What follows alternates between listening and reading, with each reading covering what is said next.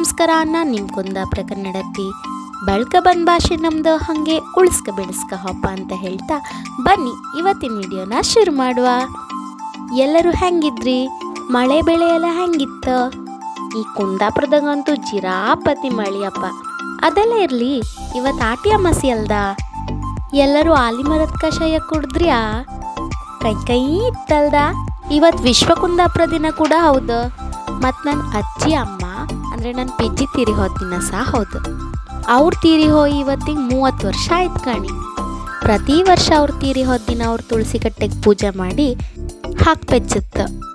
ಈ ವರ್ಷ ಅವ್ರು ತೀರಿ ಹೋದ ದಿನ ಮತ್ತು ಕರ್ಕಟಕ ಅಮಾಸಿ ಒಂದೇ ದಿನ ಬಂದಿತ್ತು.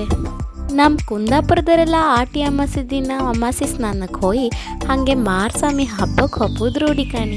ಈ ವರ್ಷ ಪಿಜ್ಜಿ ತುಳಸಿ ಕಟ್ಟಿಗೆ ಪೂಜೆ ಮಾಡೋಕ್ಕಿದ್ದರಿಂದ ನಾನು ಮತ್ತು ನನ್ನ ಚಿಕ್ಕಮ್ಮ ಮಧ್ಯಾಹ್ನ ಹಬ್ಬಕ್ಕೆ ಹಬ್ಬ ಅಂದು ಎಣ್ಸ್ಕಂತ.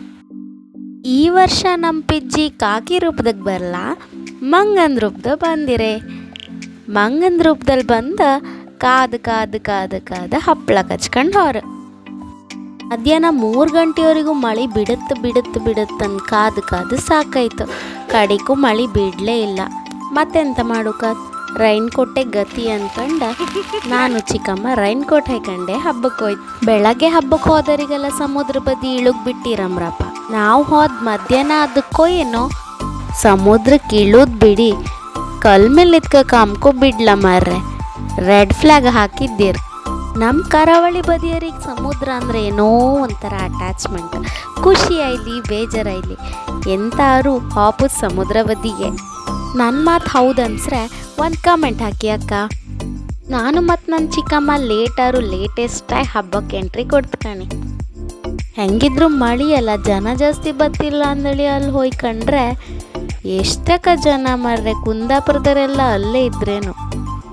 ನಾವಿಬ್ರು ಸಾಲಂಗೆ ಹೋಗಿ ದರ್ಶನ ಮುಗಿಸ್ಕೊಂಡು ಹೊರಗೆ ಬಂತೆ. ದೇವಸ್ಥಾನದಲ್ಲಿ ಪ್ರಸಾದ ಕೊಟ್ರ ಅದನ್ನು ತಿನ್ಕೊಂಡು ಹಾಗೆ ಹಬ್ಬ ತಿರ್ಗಬಪ್ಪ ಅಂದ್ಕೊಂಡು ಹೋಯ್ತು. ಹಬ್ಬ ಎಲ್ಲ ತಿರುಗಿ ಒಂದು ಸಾಫ್ಟಿ ಐಸ್ ಕ್ರೀಮ್ ತಿನ್ಕೊಂಡು ಹಬ್ಬದ ತಿಂಡಿ ತಗೊಂಡು ಮನೆಗೆ ಬಂತು ಕಣಿ. ಇವತ್ತಿನ ವಿಡಿಯೋ ಇಷ್ಟೇ. ಮತ್ತೊಂದು ಹೊಸ ವಿಡಿಯೋ ಒಟ್ಟಿಗೆ ಬತ್ತೆ ಅಕ್ಕ. ಹಾಗೆ ವಿಡಿಯೋ ಹೆಂಗಾಯ್ತು ಅಂತ ಒಂದು ಕಮೆಂಟ್ ಹಾಕಿ ಬಿಡಿ.